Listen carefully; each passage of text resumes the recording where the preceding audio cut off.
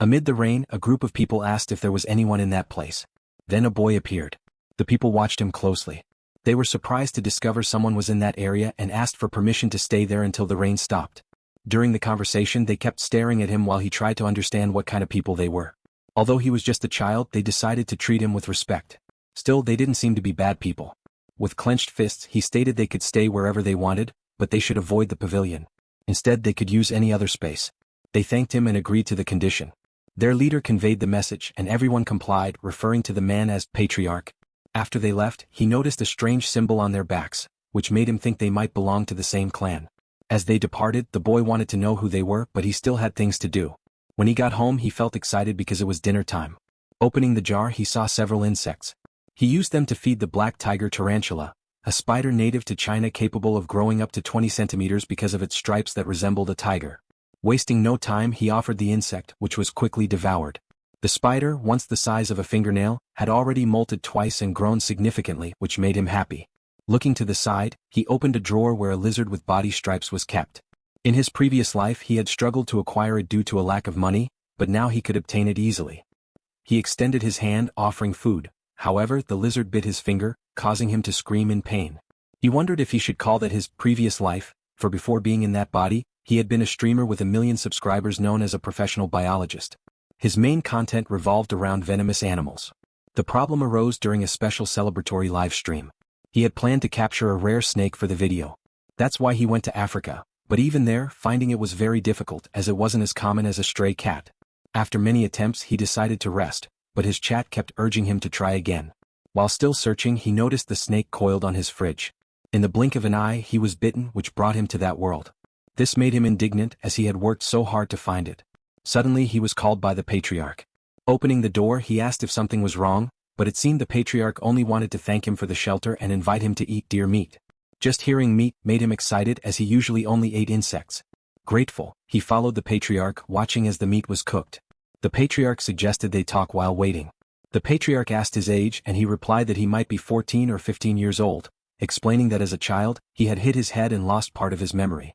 Finally, the Patriarch wanted to know if he had always lived there. He answered that he spent his time catching snakes and selling their skins, which made the Patriarch concerned. However, the boy assured him it was fine as he already had plenty of experience with it. At that moment, an old man appeared and announced that the meat was ready. He handed the meat to the boy, who thanked him before starting to eat, feeling very pleased. While they ate, the Patriarch asked if the boy had seen anything strange in that area. The question confused him. The old man then suggested they tell the boy everything, arguing it wouldn't cause any problems since he was alone and couldn't complicate matters. The Patriarch revealed they were searching for a centipede with a blue spot on its body. The information surprised the boy, who immediately began imagining the creature's size. He was astonished to learn that the creature was capable of swallowing someone his size. The old man reassured the boy, saying they were prepared to capture it. This led him to think they might want to raise the centipede, which made the two men laugh. They said he was funny but explained that the centipede would be used as medicine, which left the boy even more puzzled. He believed merchants usually use centipedes to produce drugs, so he couldn't understand how it could be used as medicine. After thinking, the Patriarch explained that they needed the creature's inner core, as it was the only way to save his granddaughter. The boy became thoughtful but remained skeptical about the centipede's effectiveness as medicine. Even so, there was nothing he could do and in a way he felt sorry for the animal. He asked the Patriarch if he had seen that centipede, but the answer was negative. Despite this, the boy stated that he knew how to find it. He was confident in his ability, for among the millions of existing species, about 20,000 were known for their venom, and he had knowledge of each of them thanks to his centipede encyclopedia. As the pages of the book turned, he finally found the snake using his methods, which left them quite surprised and they asked where it would be. But before that, he needed to know which areas they had searched. They replied it was in the north and east, focusing on observing the northern river. It was quite plausible to understand why they hadn't found it. This left the two very confused and they asked if he could explain, to which he agreed. Centipedes were cold-blooded, so they needed a territory to shelter and regulate temperature and humidity. Unlike other insects, those centipedes had a very weak outer layer and avoided waterlogged places. They needed high humidity but couldn't stay long without water, though they hated completely soaked locations. Because of this, the centipede wouldn't be in the forests or near a river. The old man was still incredulous because he believed centipedes preferred places like crevices and rotting wood. The protagonist didn't dismiss this fact as small centipedes could be found there, but this wouldn't work because he was looking for a large centipede. Large ones couldn't remain in forests or on rocks near the river because they wouldn't have a place to hide. After an analysis, The two asked where they could possibly find the blue centipede and assured him that if they succeeded, they would reward him generously. With a smile, he stated they could find it to the west in the Rocky Mountains and pointed toward them. He explained that centipedes usually rested on those rocks at night. The patriarch's group marched west in search of the centipede. A voice called the patriarch, saying the boy might have been wrong in his deduction. Descending from the rock, he suggested they rest for the day and ordered a flare to be fired. Thus the flare was launched.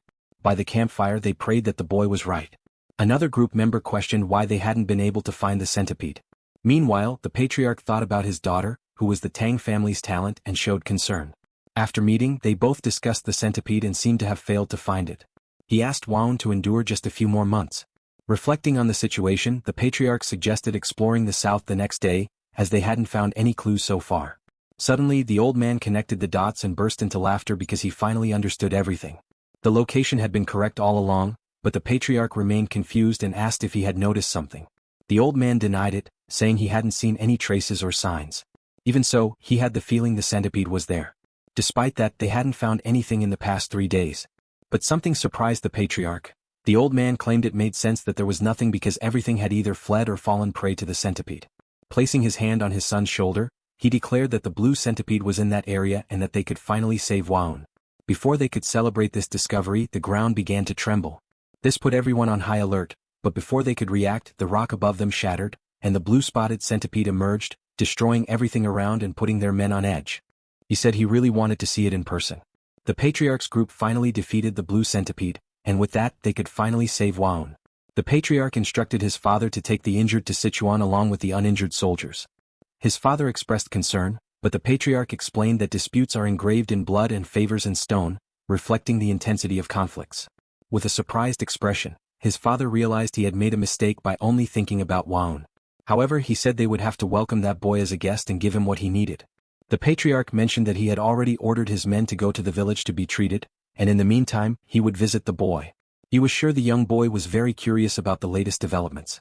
The protagonist was being caressed by several centipedes, and suddenly he had become the father of those centipedes. He explained that when he got home he had cleaned the eggs and placed them on the bed. But when he woke up, the eggs had hatched, thus making him the father of those small centipedes. The boy wondered how the eggs had hatched so quickly. The centipedes felt inordinately comfortable with the boy's body, but he still wasn't very accustomed to it because they had hatched near him. Though the centipedes saw him as their father and wouldn't leave him, the previous night, the protagonist went to a cave to see that giant centipede. After all, he had to see it.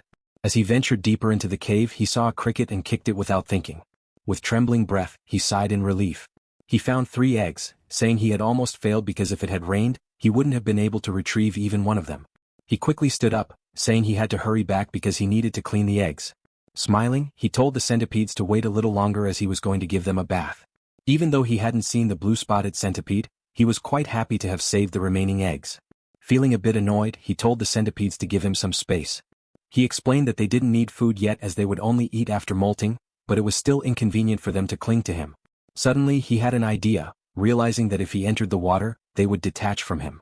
Smiling again, he said they were going to take a bath. The patriarch, Finn, finally arrived, searching for the boy. He called out to him but received no response, so he opened the door. Upon entering, he saw various herbs and medicines, wondering if the boy was a practitioner of medicine. However, the patriarch soon realized it was disrespectful to enter someone's room without permission. He decided he would come back later. But then something began creaking. When he opened a jar, he saw a spider. Moving to the next drawer, he found a lizard. Looking around, he saw numerous insects and found it unbelievable. After all, the boy was raising venomous animals. Not even the Tang clan could do that.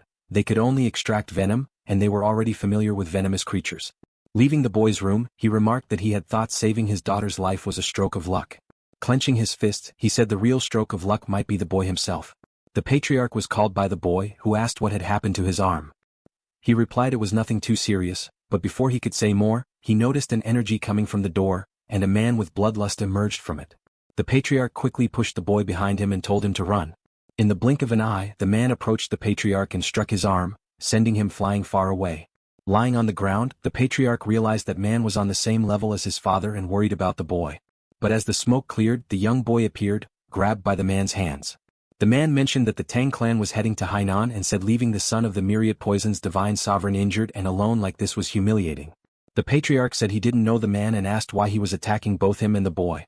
The man pointed to his red fist and said his name was Blood Hand Rakshasa, claiming it was the patriarch's father who had made him like that. The patriarch said that man had fallen off a cliff after being struck in the head, but how he survived remained a mystery. He then begged the man not to harm the boy as he had nothing to do with them, offering his own life instead. The man refused, stating he would kill anyone associated with the Tang clan. The patriarch found himself with no choice as the man had no intention of letting the boy go. On the verge of fainting, he begged the man to spare the boy. Suddenly, the 3 centipedes emerged from the boy and bit the man. The man was surprised to see the centipedes but said he didn't care, they were still fragile. As he was about to crush them, the venom took effect, causing him to collapse. Frightened, the boy wondered if the man had died and asked the patriarch if the man was evil. This certainly surprised the patriarch, who said the boy was no mere guest. That young boy must certainly be a member of the Tang clan. That night, the boy tended to the patriarch who was badly injured from the fight. The patriarch thanked the boy, and he asked the patriarch to tell him where his companions were, as he needed to check on their condition. The boy realized he couldn't leave him alone because they had no way to call a doctor. But at that moment, the patriarch responded that he didn't need to worry. This made the boy wonder how he could be so calm considering he had coughed up so much blood earlier. The patriarch stated he was fine because he was a martial artist. The boy was surprised and asked if martial artists could fly or throw things. The patriarch confirmed but explained that not everyone could do that. The boy thought it was all amazing since that world was truly very different. Otherwise, it would be extremely strange for a centipede of that size to exist. The patriarch thanked the boy again for saving his life and said he would formally introduce himself. Even in his current state, he revealed his name was Tang Kielsan of the Tang clan. The boy then said his name was Wei Soryang. The patriarch praised the name and commented that he had many questions for him. The boy asked him to proceed. Tang asked if those centipedes were venomous. The boy replied, confirming that those centipedes were young blue spot centipedes. Tang quickly stood up and asked how he had tamed those centipedes. He mentioned that he had seen various venomous creatures in the boy's room and asked if he had raised them. The boy said it was a long story and the patriarch agreed to listen. Then the boy began explaining about the eggs. The patriarch was very surprised and asked if he had raised the creatures from the eggs. The boy confirmed because he had a basic understanding of when they would hatch. Once again the patriarch was impressed. The boy asked the elder to wait a moment. He opened a drawer and showed Tang something. It was a striped lizard with yellow stripes on its body and some white stripes on its tail. Then he showed another lizard that was the result of crossing 2 lizards with white stripes. As a result, these had only 2 colors. The patriarch was shocked because the boy had created that color variation. The boy asked if he thought it was beautiful. The patriarch asked if it would be possible to combine 2 venomous snakes to create an even more venomous one. The boy said it was theoretically possible, but it would be necessary to know which one had the stronger venom for it to work. This news surprised the patriarch, and he invited the boy to join his family. If he joined the Tang clan, he would learn all martial arts techniques and have access to all types of elixirs and any venom he desired. With his skills, he could capture the legendary 10 great venomous creatures. And if that wasn't enough to convince him, he also offered one of the 3 flowers of the Central Plains, who was his daughter. The boy was astonished, but the patriarch explained that he was still young and that there was no problem making such an offer. He asked him to forget about it and then asked if the 10 great venomous creatures of the Central Plains were as incredible as a blue-spotted centipede. The patriarch confirmed they were. He commented that the blue centipede was impressive, but compared to those creatures, it was quite inferior. From the giant scorpion to the golden toad that shone like gold, he imagined they surpassed even that. It seemed the boy was convinced. 2 days later, the patriarch's men were astonished. After all, a bloody hand had appeared. The patriarch explained he was hiding and perfecting his martial arts, claiming he was very close to his father's level. The men thought he had sent that man to the realm of death and that he might have reached the realm of 10,000 venoms. They congratulated him, but the patriarch said he had achieved nothing and clarified that the one who killed the man wasn't him but the boy beside him. The men thanked the boy and the patriarch clarified there had been a misunderstanding. He asked the boy to show them. The boy told them to come closer and showed them the centipedes. The men were surprised and wondered how he had tamed the centipedes. Recognizing his talent for it, the patriarch praised the boy as one of their own, but the boy replied that he needed more time to think about it. Then he commented that he should get up as he didn't want to be late. The boy asked if the patriarch was healing something. The patriarch explained that a bloody hand practiced a martial art. He mentioned this was an art that required human blood and bone marrow. Shocked, the boy asked what kind of martial art that was. The patriarch thought that perhaps the man had left a secret scroll or disciples and that they needed to deal with everything to prevent future problems. Additionally, if someone had been captured, they would obviously have to rescue her, which the men agreed to. The patriarch asked if the boy wanted to help them with this, considering that he was familiar with the island's geography. The boy thought about the situation and commented that if he joined the clan, he would have a lifelong position, but it was a rule to assess the environment before accepting. He agreed to help as soon as the patriarch recovered. The men thanked the young boy for his choice and said he had made the right decision. The boy smiled and replied that if it was to save lives, it was clear he should help. In his thoughts, he affirmed that he would use this opportunity to discover what kind of place the Tang clan was. After all, he believed there should always be an environmental evaluation before any commitment. After 3 days, Master Tang finally recovered, and with that they went to a place near the academy to locate Roxas's base. As a precaution they asked if there were missing people. The villagers said some people disappeared each year in the jungle, but there weren't frequent disappearances. The patriarch understood the situation and thanked the villager for providing the information. With that, they departed, but unfortunately they didn't find anything significant. While walking through the forest, the boy asked if there was anything special about that village. The patriarch said he thought they were in that location because they had revealed themselves when they were found, but it wouldn't be easy to detect. He found it all strange as it was impossible not to find even a trace. Once again he remembered the bloody hand and, with that, had an idea. He asked the patriarch if he remembered what that man had said when he appeared, but it seemed he didn't. With that, the boy said the man had mentioned hearing they were heading to Hainan, so obviously, someone had informed him they were going there. The boy suggested they should check the places the Tang clan visited in Hainan, and if they carried a portrait of the man they could find him. This left the patriarch quite surprised, saying it was incredible. After all, if Roxas said that, he must have heard it from someone who saw them. Thanks to the boy's idea, they decided to depart immediately. The scene changed and they were heading to the location. One of the patriarch's men said that place was the village but mentioned there was a strange disease spreading. The patriarch said they should go to the village and according to the boy, those people wouldn't be hostile to them. Upon arriving, there were 2 people who looked clearly exhausted. The patriarch's group asked if there was anyone in that place. They heard a voice asking why they were there and then 4 people appeared. The patriarch quickly introduced himself and explained the reason for their visit. The boy simply watched and he noticed that the village seemed lifeless and that one child looked very weak. The boy found it all strange, wondering what had happened to the people in that village. It seemed they had taken some kind of medicine. The old man said no one was missing, nor was anything happening in their village and told them to leave.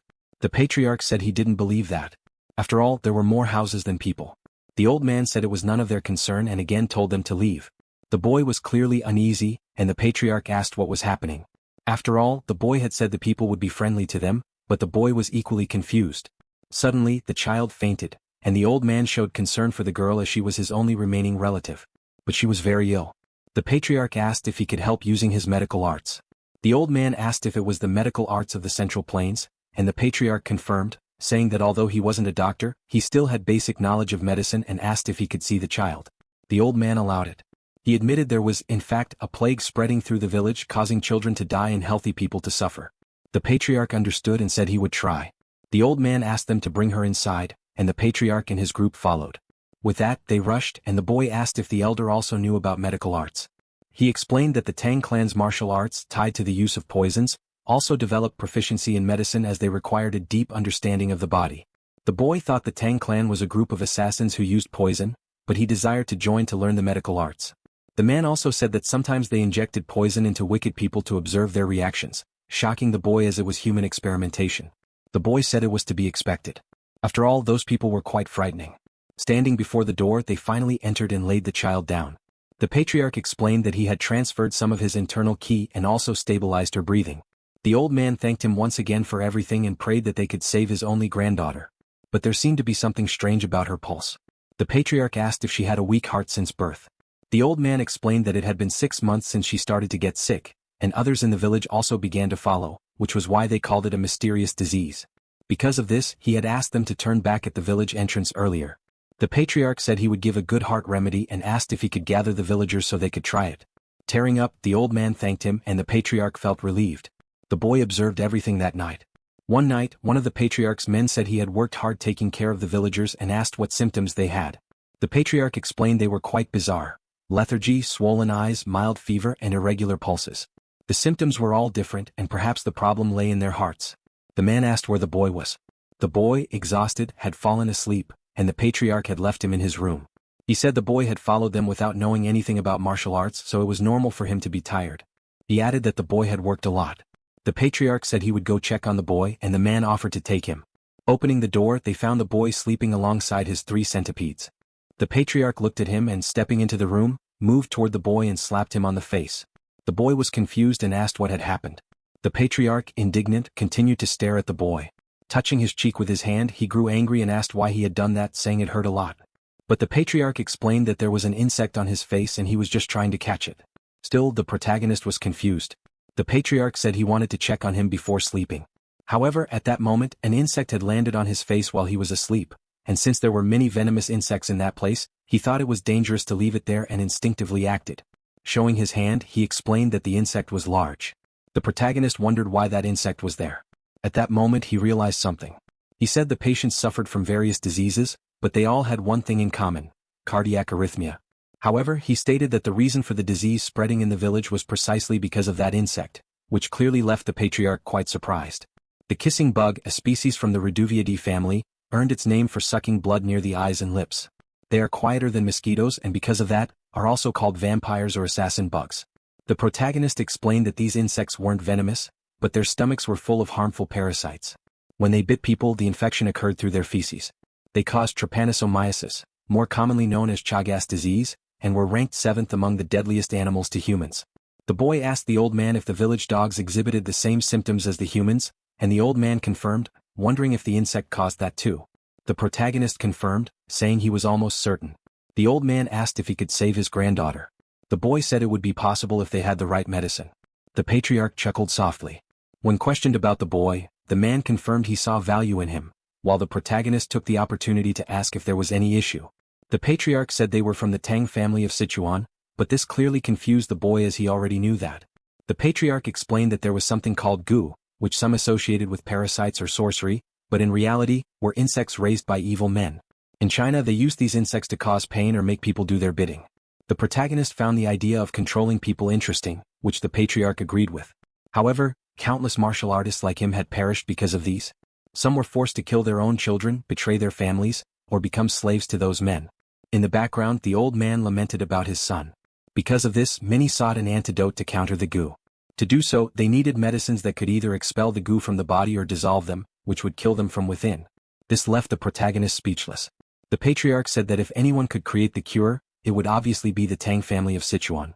According to him, they could handle such things easily, and that little insect would be no problem for them. He showed an orb capable of dissolving curses. The protagonist, surprised, commented that the object had an elegant name despite being just an antiparasitic medicine. The patriarch told the old man not to worry, as they would be able to save his granddaughter. The scene shifted, showing the villagers slowly recovering, and the old man's granddaughter was already well. The villagers' hospitality was an extra reward, and seeing their cheerful expressions, the protagonist concluded that the rumors about his optimistic personality were true. The patriarch affirmed, saying it was thanks to the boy they succeeded. It was he who discovered the cause, and therefore the gratitude belonged to him, not the patriarch. The village warmly thanked the boy, calling him the savior of their village. The protagonist said it was the Tang family's medicine that cured the villagers, but they gave the credit to him. Seeing him receive all the thanks seemed to make the patriarch even more satisfied than the boy himself.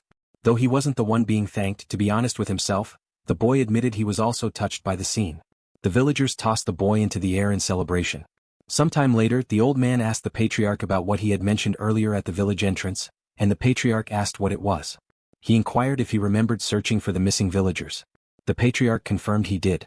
The old man said he wanted to repay the favor as much as possible and had investigated the case, which led him to hear a strange story. Among the village women, one who came from another village shared that years ago, her native village suffered a tragedy where several people disappeared. In his thoughts, the patriarch realized they had found them and quickly asked where that village was. The old man replied it was a small village to the west. The scene shifted again, showing the patriarch's group heading there. At that moment, the stench of bodies filled the air, and one of his men confirmed it was indeed the place. The patriarch expressed a deeply surprised reaction, calling it horrifying. The air was filled with venom. A man told the boy not to look, but the boy said he had already seen everything. Suddenly, someone asked what it was. At that moment, a claw appeared, and using its beak, it grabbed the head of a snake. It was a bird. Grabbing a stone, the boy said he couldn't let that creature disrespect the dead any further. Quickly he hurled the stone at it. The stone hit near the bird, which dodged in response, planting its claw back on the ground. The bird stared at the group. One of the men was clearly irritated, but the patriarch placed a hand on his shoulder, saying something was wrong. Suddenly the bird flew up again, displaying an intense aura. The boy became very concerned about this. Looking around, he noticed the skulls melting. The patriarch covered the boy's mouth and told everyone to run, as the beast was a jinyao, a poisonous feathered bird. Once they finally escaped, the patriarch explained that when it spread its wings, it appeared to be 1.6 meters wide. Its beak was sharp, and its body was covered in purple feathers. When enraged, it spread its wings and everything around it began to darken and decay, slowly releasing venom. On the bird's head was a golden crown, giving it a majestic presence. It was also called Jin or Jinyao. In shock, the protagonist asked if it was one of the great venomous creatures. The patriarch confirmed, saying it ranked at the top of the 10 great venomous creatures. It was indeed king of all venom. The protagonist was awestruck by it. In his thoughts, the protagonist noted that even Earth's venomous insects and snakes seemed adorable in comparison. The patriarch explained that the bird was likely attracted by venomous snakes, as it only ate the heads of venomous snakes. The boy asked if that was common, but the great patriarch said it was extremely rare to witness. The protagonist was astonished by this news. At that moment, the protagonist asked if they could capture it. This left everyone in shock. The patriarch asked if he really wanted to try, and the boy said yes, but the venom was likely lethal. The patriarch looked at the boy and said there was a way to achieve the goal. That surprised the protagonist. The patriarch explained that if he mastered the Tang clan's poison techniques, he would become immune to all poisons, including that of the Jinyao. However, the patriarch added that they could not teach their techniques to an outsider. Even as the patriarch, he could not break the rules. The protagonist asked if he could learn them if he became part of the family and whether it would truly make him immune to all kinds of poison, even the Jinyaos. The patriarch affirmed everything he had said. If the protagonist decided now, he would teach him immediately without hesitation. But, of course, the boy would need to give him a gift as well. With a smile on his face, the patriarch said that if the boy took too long to decide, he too would need time to think. This left the protagonist with no choice. As a new member of the clan, he eagerly awaited the patriarch's guidance, which brought a smile to the patriarch's face. The patriarch declared that from that moment onward, the boy was part of their family. The scene shifted. There were traces of a bloody hand. At that moment, someone called the patriarch holding a notebook. They said they had found it in the cave. The patriarch looked at the blood-stained writing. It was unmistakably the bloody hand's secret technique. The protagonist was in shock. Stowing the book away, the patriarch said they should return, but the protagonist questioned why. The patriarch replied they should head back immediately, as they had secured the blue centipede's core and the secret manual. The boy asked if they could pass by the temple since he wanted to free his friends. The patriarch understood completely, saying he also needed to gather his belongings. As they departed, the protagonist noticed something. He said there was something there and pointed ahead. As they approached, they saw it was one of the bird's feathers that radiated a strong aura. The patriarch picked it up. He said it would be a commemorative gift for the boy, marking his entry into the family. The protagonist seemed deeply moved by it and expressed his gratitude. The patriarch mentioned he didn't particularly like how the boy addressed him and said they would change the title after the ceremony. This left the boy rather confused. Meanwhile, at the Tang clan, the great patriarch finally arrived. He wondered where Wayne was. They hurried to reach her. When they opened the door, the great patriarch announced he had brought her medicine. He showed the box containing the spotted centipede. One of his daughters burst into tears, saying he had succeeded. The elder took the core and, still slightly worried, looked at Wien's face. The great patriarch said it had been close, expressing relief at having rushed back in time. He placed the core into the girl's body. Mana emanated from her as the great patriarch held her hand and began performing some kind of technique on her. At that moment, they hoped she would open her eyes. Calling her name, they waited. In another scene, the protagonist was being carried on someone's back. The protagonist remarked that the plains were vast but hadn't expected them to be so immense. From Hai they took a boat to Hongo, then passed through Nanong, and during a journey of over a month and a half, they finally arrived in Sichuan. Looking at the gate, he explained that it was the Tang clan. The protagonist was amazed by the place. As they walked, he remarked that the entire mountain belonged to the Tang clan, which was why it was called the Tang clan Mountains. Suddenly, many people appeared, exclaiming that the patriarch had returned. The protagonist was confused. He noted how many people there were, wondering if all of them were part of the Tang clan. Amidst the crowd, a girl dressed in red appeared. She ran straight to her father. The protagonist watched her in awe. Meanwhile, her father said she was alive. She apologized to her father, embracing him tightly. The boy just watched, wondering if she truly looked like that. He remarked that in his past life he had dated a celebrity, but he had never seen anyone with such a radiant aura before. The patriarch told the boy there was someone he wanted to introduce to him. He said it was his daughter, the one he had referred to as the flower.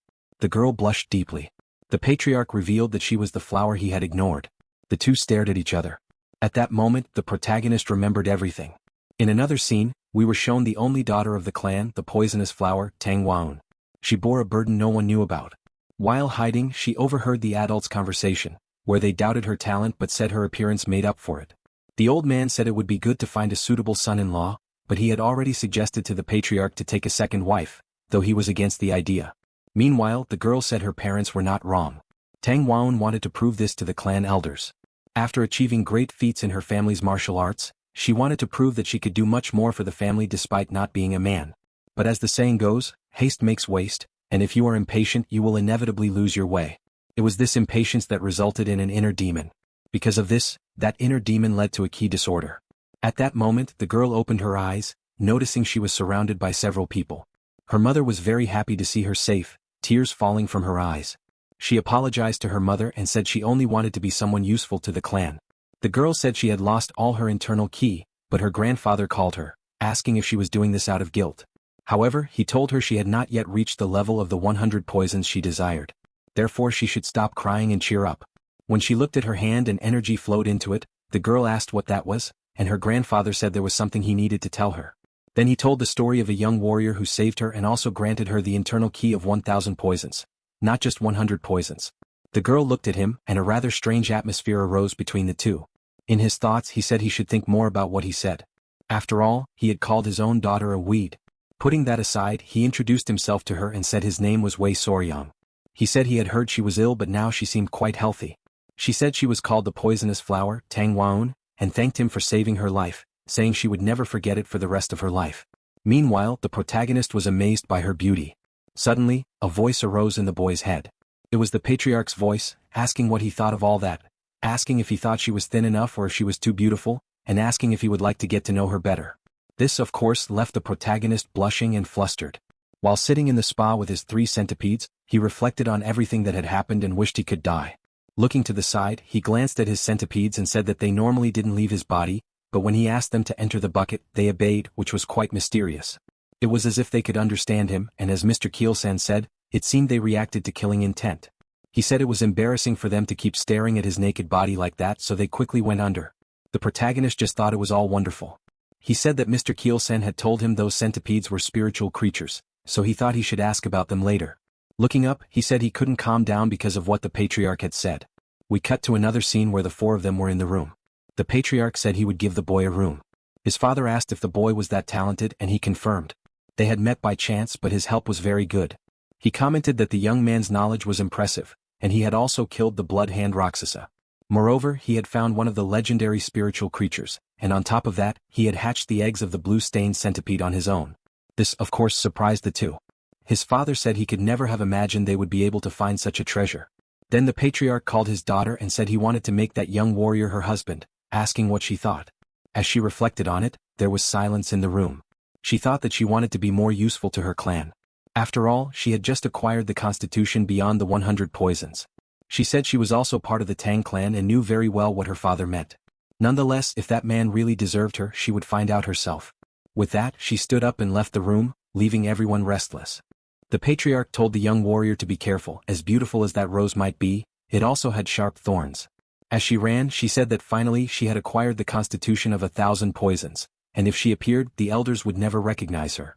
She said she would thoroughly examine the person, from their qualifications to their personality. While the protagonist was sitting and wondering what he should do, he said that the girl probably held a grudge against him. He asked the centipedes what he should do. Suddenly, coming from behind, the girl called out to him.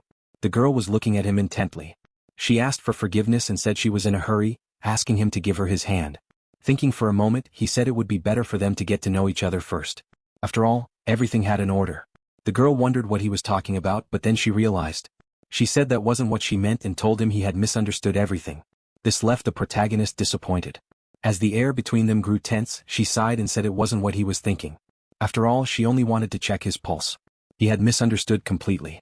He understood the situation and said he had realized that. She sat beside him and apologized again.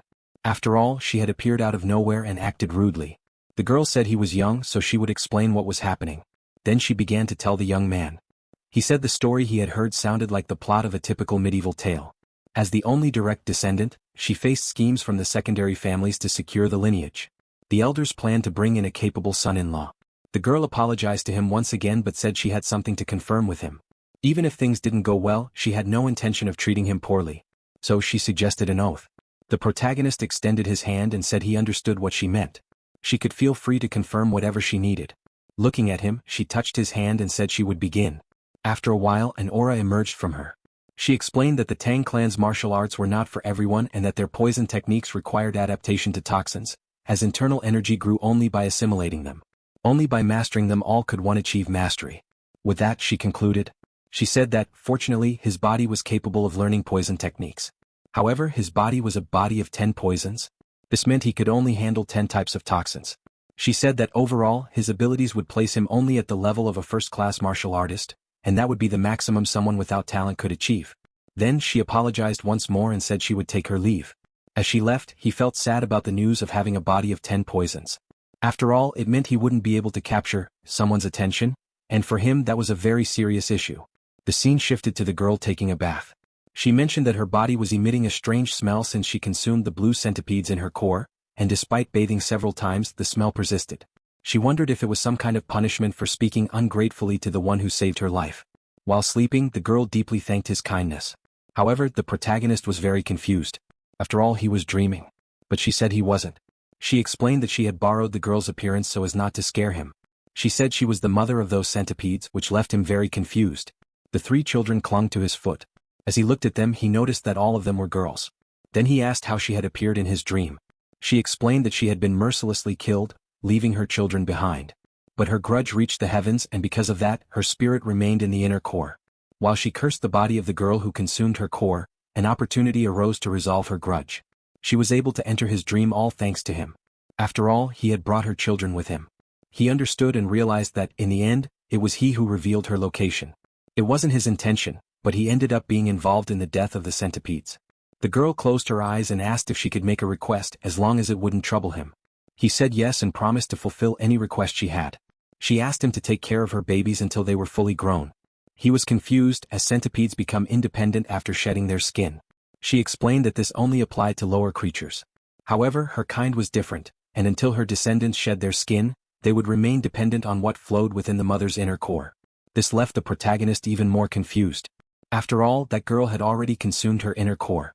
She mentioned that she had cursed that girl, and because of her inner core, the girl's body would emit an unpleasant odor. She explained that this was to ensure the girl wouldn't get close to any man, preventing her from having children. Meanwhile, he found the whole situation very strange. She offered to lift the curse in exchange, allowing her children to absorb the girl's internal energy. She might even help him win her heart. He thought for a moment but said that didn't feel right to him. After all, he would never betray the will of a defenseless girl like that. She understood his perspective and realized that he was indeed a noble person. But then she asked how he planned to overcome this challenge. After all, that girl was quite difficult, and she couldn't exactly retrieve the inner core for him, as it had already been absorbed by the girl. Upon hearing this, he got an idea. Looking at the centipede, he said to leave everything to him. After all, he thought this could all work out. The next day he explained everything to the girl. She was very surprised to realize that the odor came from her own body because of the centipede's inner core. He confirmed this and explained that if she attached the centipede to her body and let it absorb the energy, the odor would naturally disappear. The girl hesitated and asked, though feeling uncomfortable, if it was okay for him to help without asking for anything in return. After all, he could easily be rewarded for it. He smiled and said he would never take advantage of a woman's situation to do that. Refusing to be dishonest, the girl responded that, in that case, she couldn't continue to accept his kindness without offering anything in return. She then said she would seriously consider her father's words. Looking at him, she realized there were things more valuable than talent or martial prowess. Speaking of that, the protagonist paused for a moment. He mentioned that she had said his body could only absorb 10 poisons, which she confirmed. He then stated that he wanted to fill it with the toxins of the 10 greatest poisonous creatures. This clearly surprised her. After all, he wanted to become stronger for her, which made her blush deeply. For one of the 3 flowers of Murim, this was the first time a man had made such a bold confession to her. After looking at each other, she asked if he knew what he had just said. He replied that he thought not. However, she explained that this path was incredibly difficult and challenging and would probably take years. He was shocked to learn it would take so long. The girl covered her face as she was very flustered. She emphasized that he was only 15 years old and that after 3 years he would reach the age of marriage. She added that if he managed to handle at least one of the 10 great poisonous creatures, she would be convinced. Blushing, she said that if he succeeded, there would definitely be a possibility for him to marry her and that, in any case, she would be rooting for him. Then she quickly left. But before that, he called her back. The boy suggested she keep the creatures now and proposed she stay for just a few more hours. She returned, still slightly blushing. He reassured her not to worry too much. After all, they don't become independent easily. Calling out to his little ones, he told them to go to their mother. This left her very confused, but he clarified that this was not his intention. Meanwhile in the hall, the three were discussing the young warrior, as it seemed he might not be able to win the girl's heart. The great patriarch asked if she thought anything was happening between the two, as he had seen them together. But she replied that the young warrior was rejected by the girl. They continued pondering the situation. The great patriarch concluded that forcing a marriage would not be the right thing to do and that it would be better to let the two develop feelings for each other naturally. The woman suggested letting Waon take care of his martial arts training so they could spend time together and grow closer. They should find out if the wise elder healer could grant the purifying marrow and essence elixir. The son said that wouldn't be possible since not even Hanan was able to. Hayan agreed that it was true. Suddenly Hayan arrived. They asked what brought her at this hour. She asked to come in. The girl felt embarrassed. She noticed the three of them were still in the room. She said she had something to tell them. Blushing, she said she would do as her father suggested. This surprised him. He asked what she meant as he didn't even remember what he had said. Meanwhile, the woman, curious, asked how the young warrior managed to capture her interest. The girl was still uneasy. She was so embarrassed that she could barely speak, which only made the patriarch more curious, as he thought she didn't consider the young warrior to her liking. Still, she said that the young warrior told her he would become the greatest in the world for her and promised to do so, leaving them all very surprised. Curious, the patriarch asks her to elaborate. She explains that although his innate talent is only at the rank of 10 poisons, he promised to make up for it by defeating 10 great poisonous creatures for her. The great patriarch says it's bold of him to make such a claim, and the woman beside him comments that he is quite a rare suitor. Although her heart is willing, she says she would only agree to the marriage if he can capture one of the 10 great poisonous creatures before reaching adulthood. She wonders if he understood this. Her father remarks that she should have asked for at least 3 creatures. After all, that would be the minimum to win her hand. The girl asks if she should explain this to the boy more clearly, but she decides there's no need. The elder says they should treat him as a future son-in-law but act as if they're undecided, and naturally he will become part of the family. Switching scenes, the centipede grasps the protagonist's hand. After all, he had won the young lady's heart. He says it was thanks to his courage and perseverance. Smiling, she says today will be her last day as her resentment has been resolved and her soul will soon ascend. The boy understands. The centipede asks if he has any final requests, saying she'll grant anything. After thinking for a moment, he says he would like to see her body. A little embarrassed, she accepts his request, revealing her shoulder. She mentions he has a weakness for lust. Confused, the protagonist asks if she should really reveal that. The centipede wonders why he wants this or if perhaps he would prefer to see something else, but he clarifies that's not the case. He says he actually wants to see her centipede form. This obviously confuses the centipede. She says there's no problem if that's the case. A smoke bomb goes off. With that, the centipede appears. She asks if this is enough for him. Emotional, he says it's enormous. She asks if he would like to touch her. The protagonist then asks if it's waterproof and wonders how something so large supports its joints. He notices that as the centipede moves her front leg forward, and he asks if he can touch her legs. He asks how strong her venom is and how she sees, if perhaps she uses her antenna to perceive things. At that moment he says he really wants to touch her fangs, though he knows it's dangerous. However, he reminds her that she promised to grant any request. The centipede wonders what he's talking about and thinks to herself whether her daughters will truly be okay. After all, the boy touches anything but ordinary. The patriarch calls for the boy. He says he heard everything from Waon and that from now on, he will be treated as their son-in-law. The protagonist is confused, but the patriarch explains that the marriage will naturally happen when he reaches adulthood.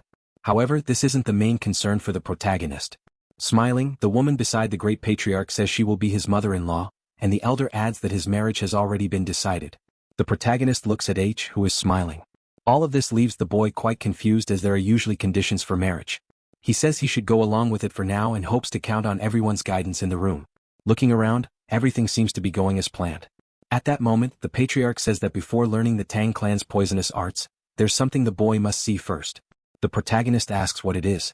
The two smile, saying it was the Hall of 10,000 Poisons. He assured him it would be something he would absolutely love. As they walked, he mentioned that everyone had been waiting for this moment. The great patriarch explained that taking the first steps into the Hall of 10,000 Poisons was a precious tradition for the family, which made the protagonist very excited. It was a place where 10,000 types of poisons were gathered. For a moment, the boy looked at Waon and she looked stunning, leaving the protagonist in awe. He commented that such beauty was best admired from the side, like a live photo shoot. His in-laws expressed joy at seeing their future son-in-law's face. The patriarch noticed he was staring at her too much. He remarked that the boy was still distractedly gazing at H, seemingly enchanted by her. They reminded him to watch where he was walking. After a while, they arrived at the Hall of 10,000 Poisons, where someone was waiting for them along with 2 guards. The guards quickly welcomed the great patriarch. He instructed them to open the gates. While the protagonist commented that the security in that place was quite rigorous, despite resembling something from the medieval era. The man ordered the gates to be opened, and the two guards began opening them immediately. After much effort, the man noted they were opening the gate faster than usual. He told them to proceed. The protagonist was left speechless by everything he saw. The great patriarch explained that the gates were made of iron and forged with steel, and even opening them was considered a great honor. He then announced that they had finally arrived. As they entered, the elder explained that this was the Tang clan's treasure, where they stored all their poisons. The great patriarch introduced the Hall of 10,000 Poisons, also known as the Chamber of 10,000 Poisons, to the boy, advising him to be cautious and not touch anything recklessly. The protagonist agreed, acknowledging that the poisons were well maintained and categorized as paralysis poisons, sleep poisons, and so on. His father-in-law asked him to explain things to him, suggesting he would enjoy it much more hearing it from her. Blushing, she accepted her father's request. She took the boy's arm and said she would show him the strongest poisons of the Tang clan. First, Waun explained that the poison they were dealing with was the Ki Dissolver, one of the most feared by martial artists. A poison that drains a person's internal energy. She added that while all of them were potent, the strongest poison of the Tang clan was something entirely different. Then she dropped a seed into the boy's hand. He asked if that was a bean and noted it resembled the tiger bean.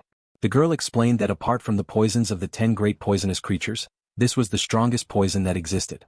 It was a plant that symbolized the Tang clan, the castor plant seed. The protagonist realized it was rice in a seed, containing a highly potent toxin with just 2 milligrams being lethal to an adult, a poison stronger than cyanide. Waun affirmed that this poison was closer to the Tang clan's ideal, colorless, painless, tasteless and shapeless, the golden poison. When used to kill someone, it was called the golden death. The girl explained that the strongest poison wasn't the one that caused a horrible death but the one that killed silently, leaving no trace. She further explained that the Tang clan's poison arts followed this ideal as well, discreet and precise. The protagonist realized this was a clan of assassins. Coming from behind, his father-in-law said that was enough for now and suggested they check out the poisonous beasts. The boy asked if there were poisonous beasts in that place. He confirmed and said he could even supervise them. He emphasized that the clan would provide all the necessary support. The protagonist was delighted by this, feeling as though they were fully supporting his hobby. Suddenly, a voice interrupted, telling the patriarch that he needed to leave immediately. They asked what had happened. He explained that they needed to go to the Black Tortoise Pavilion immediately due to the elders of the clan. The elder questioned what the elders were planning. The man said there were two problems. The first was about the medicine they had sent to the lord of the city of Sichuan, as it did not have the desired effect, and he had sent them a letter full of complaints.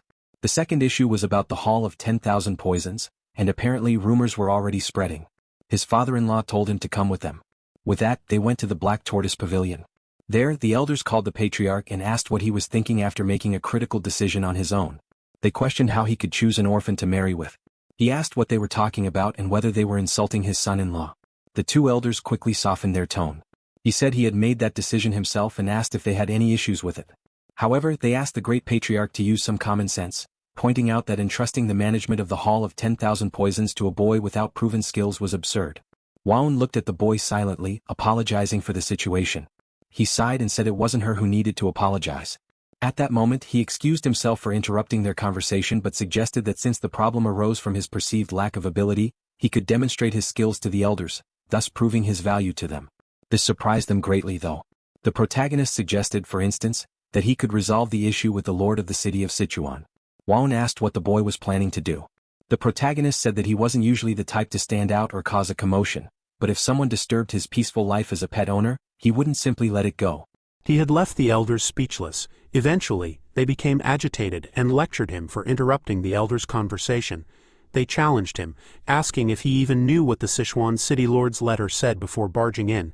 They called him an insolent nobody and reported him to the clan head for daring to meddle. The elders used this opportunity to argue for a son-in-law from a respectable, established martial clan instead. Chielsen's wife was starting to get annoyed. Inside, Soryong thought about how these old codgers sounded more absurd the more they talked. Back when he was Spicy Fabry, he had more than 1 million total subscribers and over 3,000 viewers per stream on average. He pointed out that it seemed the elders still refused to recognize him as the son-in-law of the Sichuan Tang clan. In essence, Soryong was still considered a guest. With Spicy Fabry's large fan base, he was used to handling disruptive trolls who caused chaos without reason. Soryong emphasized that he had saved the precious daughter of the Sichuan Tang clan. Lady Wan. Moreover, he had defeated Bloodhand Rakshasa Tak Anyang and saved the patriarch's life. He challenged the elders, questioning if insulting a guest and benefactor was part of the Sichuan Tang clan's etiquette. Inside, Soryong knew the malice he faced from the elders was nothing compared to the trolling he dealt with as a streamer. It was almost cute by comparison. The elders were embarrassed and admitted they had spoken hastily and out of desperation. In his mind, Soryong found them pathetic. The Grand Patriarch was impressed by Soryong. One elder suggested that claiming to have taken down Tak Anyang was too much. The Patriarch affirmed Soryong's claims, showing them a document. The elders gasped upon seeing it, and their jaws dropped when they realized it was the Bloodhand Poison Art Secret Manual, written in blood. It was authentic and belonged to the Blood Sect. The Patriarch encouraged Soryong to show the elders the spotted centipedes. Soryong gently tapped his chest, inviting the elders to look. The 3 baby spotted centipedes emerged happily. The elders felt uneasy at the sight. The Patriarch explained that they were offspring of the blue-spotted centipede, and proudly shared that his son-in-law was raising them. He recounted how these little ones were the ones who bit Tak Anyang to death. The elders were incredulous, confirming with the Patriarch that the young warrior had indeed managed to control a blue-spot centipede. The Patriarch, Soryong and the group had devilish grins as they teased the elders. Chiel-sun pointed out that referring to Soryong as a young warrior was a sign they hadn't accepted him as their son-in-law. Soryong even managed to warn them jokingly that if they bit, they'd end up as black and lifeless as Tak Anyang. The elders were taken aback, quickly denying any refusal to accept Soryong. They scrambled for excuses, saying there was a process and it was natural for them to hesitate. The Grand Patriarch sighed and decided to set aside the topic of their son-in-law for now. He inquired why Soryong couldn't enter the Hall of 10,000 Poisons. The elders argued that Soryong hadn't fully become part of the family yet. Additionally, they were reluctant to entrust the Hall of 10,000 Poisons to a young warrior who hadn't even reached the age of maturity. The Grand Patriarch suggested a simple solution. He requested Soryong to demonstrate his ability. Soryong grinned and stated that to prove his worthiness to the Sichuan Tang clan, he would do it their way, using poison. The elders were taken aback, misunderstanding him to mean he would poison the Lord of Sichuan Province. They called him foolish for considering poisoning the Lord instead of sending medicine. Soryong was confused as he thought the Sichuan Tang clan specialized in poison. The next day, the Grand Patriarch informed Soryong that he would begin learning the Tang clan's martial art, the 5 Venoms returning technique. Soryong asked if this would involve physical training. The Grand Patriarch explained that as he practiced martial arts, his body would naturally adapt to align with the techniques he learned. Great Patriarch elaborated that the Tang clan prioritized practicality, so Soryong would learn skills that could be immediately applied in real situations. Great Patriarch then unpacked various weapons, including arrows, daggers, and shuan. They started with throwable concealed weapons like needles, coins, darts, powder daggers, and throwing knives. Though there were many unconventional concealed weapons, most could be categorized into 5 types. Great Patriarch asked Soryong if he knew which one was the easiest to handle. Soryong guessed it was the dagger or throwing knife, and he was correct. Great Patriarch then asked which one he thought was the most difficult. Soryong guessed that powder would be the hardest to handle since it had to be scattered effectively. However, Great Patriarch informed him that it was actually the needle that posed the greatest challenge. Soryong assumed it was because of its small and thin form, making it difficult to throw accurately. Great Patriarch explained it wasn't just that. The real challenge was that Soryong had to remember the exact positions where he threw the needles. To illustrate, Great Patriarch decided to demonstrate. He took out a brush, separated the head from the handle, and made a sudden throwing motion. The bristles floated in the air, transforming into needles that rained down to the ground. Soryong was amazed as the bristles embedded themselves like needles, continuing to fall. Great Patriarch explained that the Tang clan had a hidden weapon technique called sky-obscuring flower rain. This secret art involved hundreds or even thousands of needles falling like a rain of flowers, covering the area. Soryong thought that fighting in an area filled with needles meant he had to be very cautious. He politely pointed out that if the entire area was filled with needles, there wouldn't be much space to move. Great Patriarch laughed, confirming that was exactly the point. Soryong needed to remember the positions of the needles to avoid becoming a victim of his own technique.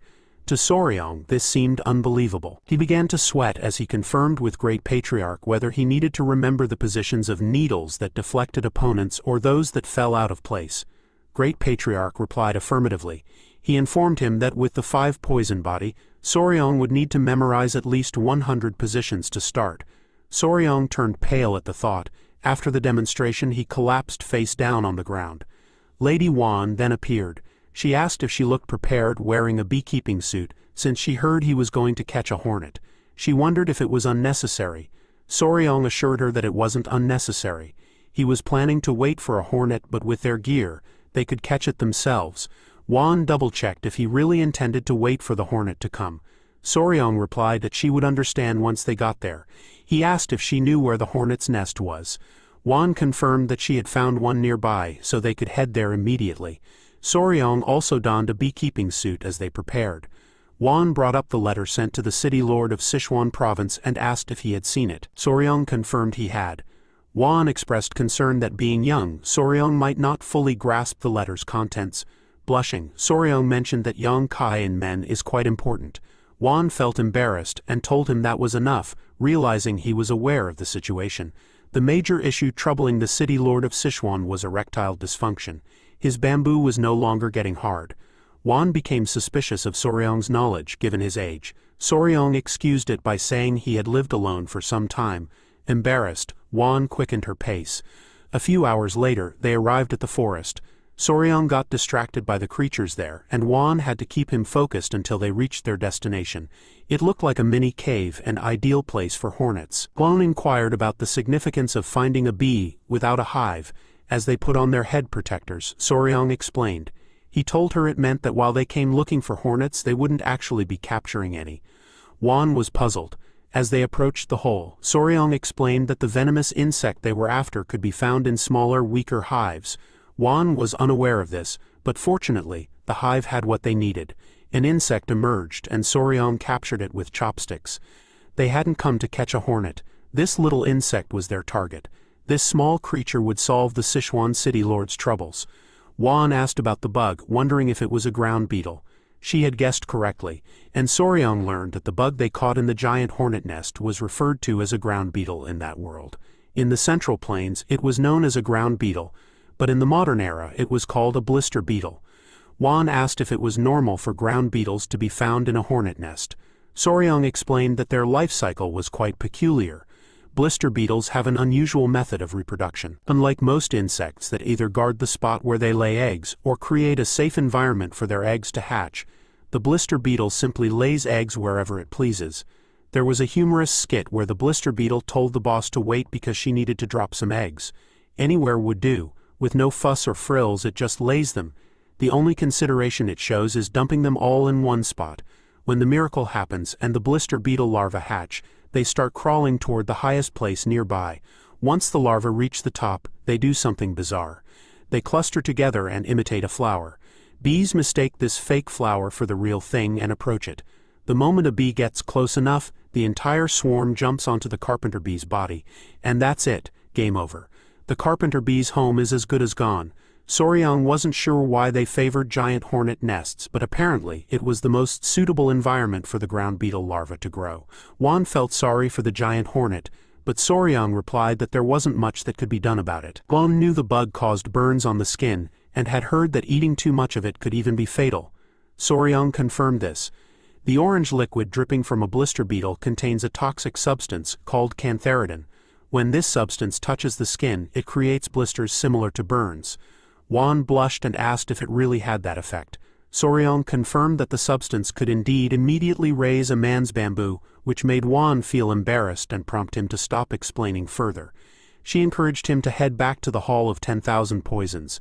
Soryong wanted to catch a few more beetles, but they had secured the ground beetle, also known as the blister beetle. Afterward, they returned to the hall and instructed the warriors on how to prepare the medicine. Soryong told them to listen carefully. He instructed them to dry the ground beetle and grind it into powder, noting that 1/10 of that powder is toxic. The poison becomes life-threatening when 3 mo of it are ingested. He explained that if a person consumes 3/10 of 1 mo of the poison per guan body weight, About half of those who ingest it will die. So he requested that they prepare medicine with 1/10 of 1 mo of the poison. That would be roughly the equivalent of 10 drops of liquid, with 1 mo being 3.75 milligrams, and 1 guan equaling 3.75 kilogram. He asked if that made sense. Deep down, Soryong felt that his brain was about to explode from all the calculations. One warrior removed his mask and remarked that Soryong's explanations were incredibly detailed, and they never expected him to be skilled in mathematics. The warrior assured Soryong that they would make sure to succeed. Later that night, Great Patriarch was talking to Wan about how surreal it was that ground beetles had such effects. He mentioned that it made him consider re-evaluating the poisons in the Tang clan's arsenal. Wan agreed. He then brought up Soryong's proficiency in math. Wan shared how Soryong calculated the solution's concentration and estimated it to match the weight of 10 drops of liquid, which was amazing. He admitted that while he considered himself knowledgeable in poisons, Soryong was on a different level. The more he learned about Soryong, the more he realized what a gem the young man was. He teased Wan, asking if she liked Soryong even more now. Wan blushed deeply and expressed her regret for being hasty in the beginning. Great Patriarch reassured her that making up for it going forward was what truly mattered. He then asked how they planned to test the medicine once it was complete. Wan blushed even more, turning as red as a tomato. She mentioned that the branch family elders were saying Soryong had been too insolent. Soryong humorously suggested testing the medicine by raising the clan elders straight up. Great Patriarch was taken aback but found it amusing and laughed out loud. The next day, everyone gathered in a hall. The clan elders were skeptical. The warrior handed Soryong a wooden box, explaining that he had blended licorice powder and honey to make it sweeter and easier to consume. Soryong was impressed by the attention to detail. Soryong asked if the warrior had prepared it exactly as instructed. The warrior confirmed he had followed the instructions carefully. Other clan members scoffed, questioning how amazing it could possibly be. The patriarch ordered silence and asked Soryong how he intended to prove the medicine's efficacy. Soryong feigned surprise at the question. The clan elders insisted it was natural to confirm its effectiveness. One elder shouted they would never send unverified medicine to the city lord of Sichuan. Another elder added that if something went wrong, it could lead to a major disaster. Soryong acknowledged there was no other choice. The warrior understood what this meant. The clan elders were confused as the warrior handed them the medicine, appearing annoyed as if Soryong expected them to test it themselves. A loud elder questioned if Soryong even knew what it was. Another elder remarked that Soryong had played outside for so long it seemed to have turned his insides black. Soryong grinned and called out to his grandfather. Great Patriarch asked what Soryong needed. Soryong reminded him of his earlier statement that those who mastered the Tang clan's martial arts were never afraid of poison.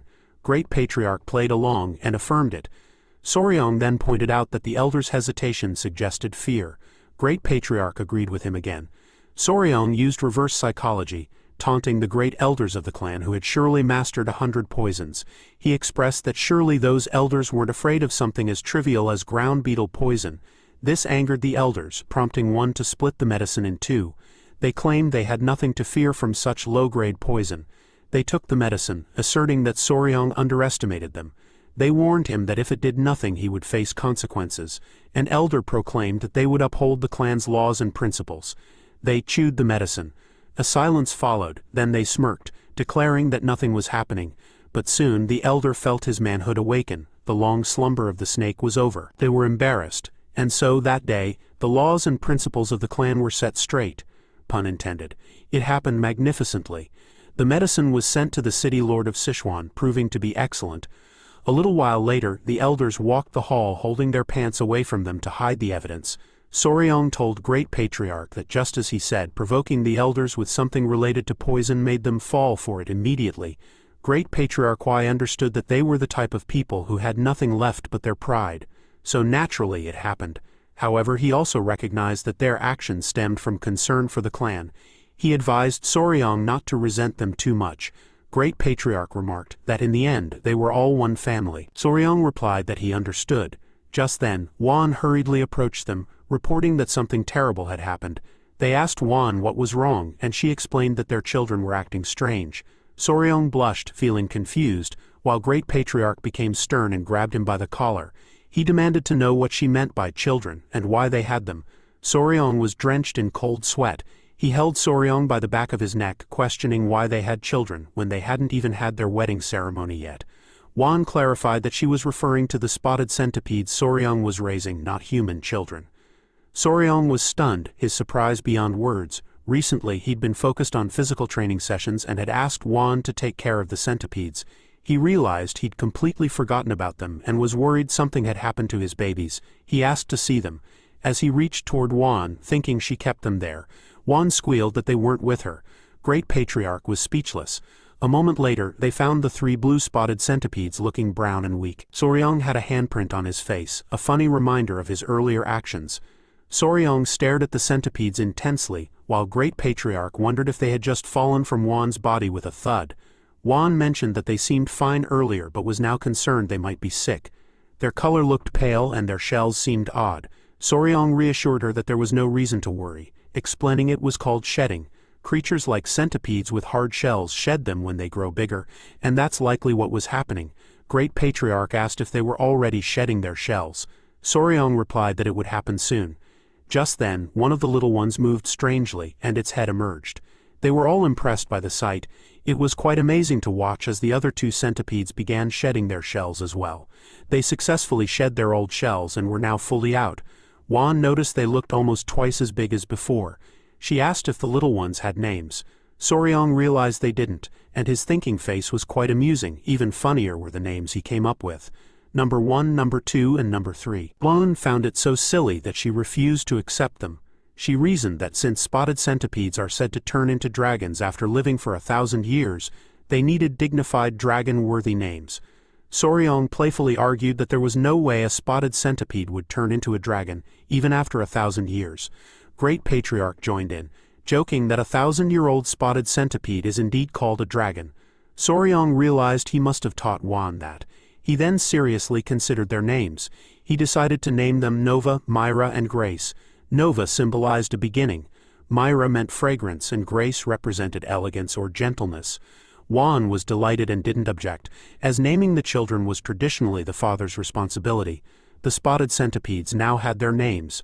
A full day later, the centipedes returned to cling to Soryong. His body didn't feel completely dry yet, but he was well enough to move around. However, he still felt a bit awkward. The centipedes were now heavier. They had grown from the size of a thick sausage to as large as his forearm. They seemed to find his embrace too tight, so they coiled snugly around his arms and waist. While he was lying there snuggling with the centipedes, he overheard a conversation. 2 men were passing by. One of them, holding a loaded pouch, remarked that the Sichuan Tang clan was always so extravagant. The 2 men decided to head to the brothel, laughing about how easy it was to make money. Soryong's curiosity was piqued by their conversation. At the pavilion, Chelson shared some great news. The medicine they sent to the city lord of Sichuan had worked exceptionally well, and the city lord had sent a message of gratitude along with a generous reward. Soryong and Wan were delighted to hear this. Chelson was proud and happy to have gained such benefits so soon after accepting Soryong as his son-in-law. Soryong had truly accomplished something remarkable. Soryong was glad he could help. As a result, Chelson suggested granting Soryong one of his elixirs, knowing that if he called it a reward, Soryong might refuse out of modesty. Soryong recalled his grandpa saying that an elixir enhances internal energy. Wan asked what kind of elixir it was. Chelson replied that it wasn't anything extraordinary, just the honey of the golden-haired king bee.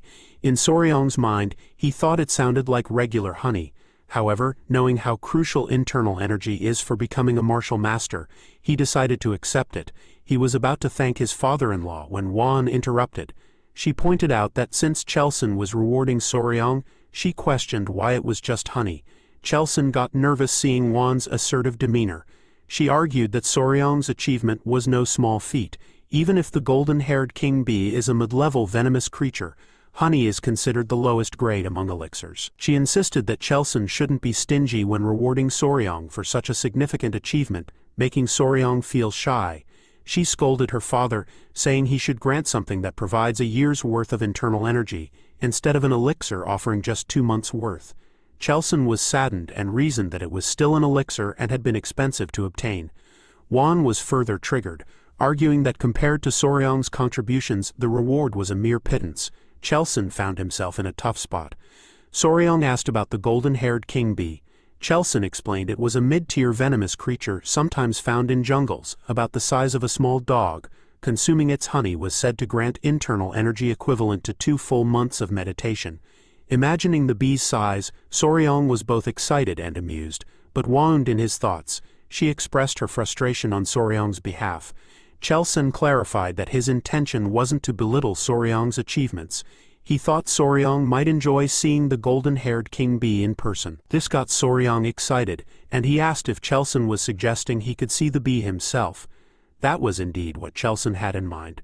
Internally, Soryong interpreted this as an invitation to harvest the honey himself. He'd done similar things back in his YouTuber days. With excitement, they headed to the door. Soryong shared that he was practically an expert when it came to bees. Chelson knew Soryong would like the idea. Soryong asked what the golden-haired king bee looked like. Chelson simply replied that it looked like a bee. Juan could only sigh, and so their honey harvesting journey began. Chelson had provided them with premium information, so they assumed there wouldn't be any competitors. But when they arrived, they found 2 clans fighting. Apparently both had bought the same information. One clan asked if the person they bought it from had scruffy hair and a big mole. The other clan confirmed it was the same guy but insisted they wouldn't back down easily. Hearing the descriptions, Soryong remembered the 2 guys he'd overheard. He realized those 2 had been selling the information everywhere. One guy, angered by the scammers, shouted, "How dare you insult the Sichuan Tang clan in Sichuan?" His loud voice and the mention of the Sichuan Tang clan made the others nervous. The peaceful honey harvesting trip had turned into something far from calm. Before Soryong left for his first journey outside, Chelson had warned him to be cautious. As a member of their family and the Tang clan, he should never forget who he was. Soryong politely agreed. Chelson then looked to his side, prompting Soryong to turn his head as well. There were men lined up in front of them. Chelson informed Soryong that he would be leading those people, as it was time for him to learn to manage others. Soryong felt flustered by the responsibility.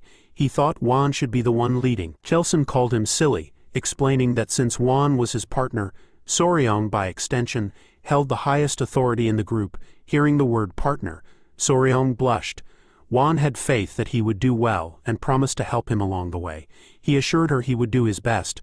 But now, amidst the chaos, he wondered what to do. He asked the man with him, Wolfgang, the leader of the Venom Blood Unit, what they should do in this situation. He wondered if sharing the information was a better option.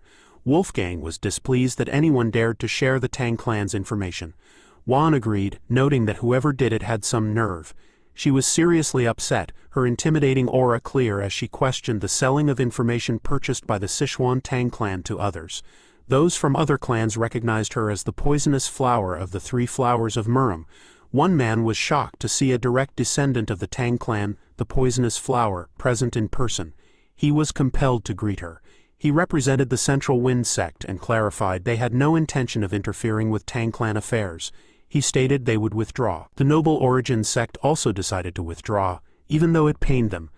The Jade Ghost Slayer followed suit. One of them vowed to catch the rat responsible and skin him alive. They all hurriedly retreated. Soryong realized the influence of the Sichuan Tang clan and asked Wolfgang if the situation was resolved. Wolfgang replied that it wasn't, suspecting those unorthodox groups wouldn't back off easily. Wolfgang suggested setting up a camp nearby and taking shifts to keep watch, knowing those men were likely hiding and waiting for the right moment. He instructed Guppai to find out where they had set up camp. Soryong looked worried, but Juan assured him it would be okay. He was more concerned about his honeybee. They hid behind a boulder, watching the bees. The bees actually looked cute. They appeared to be wearing faux fur on their bodies. As several flew inside the trunk, Soryong got excited upon seeing the golden-haired king bees. Juan admitted it was her first time seeing them too, noting their size. Soryong found them adorable. Juan was amazed by their fluffy fur, and Wolfgang was pleased to see them as well. Soryong noticed that the colony seemed small. It appeared there were only a few hundred of them, but considering their size that made sense. Juan asked about colonies. Soryong explained that a colony is a group of bees. Typically, a small hive would have about 5,000 to 7,000 bees. Juan was surprised Soryong could tell that without entering the hive. Soryong replied that he could estimate by observing how many bees went in and out of the entrance. Just then, someone appeared behind them. It was Guppai. He reported they had located the unorthodox groups.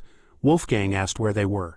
Guppi hesitated at first, but, as Wolfgang expected, those groups had set up their camp on the opposite side. They didn't seem to be doing much, but if something happened, they'd definitely make a move. Wolfgang decided to wait until nightfall to harvest the honey using the Tang clan's method. Soryong asked about the method the Tang clan used. Wolfgang explained that burning mugwort leaves would produce smoke that calms the bees, allowing them to harvest the honey.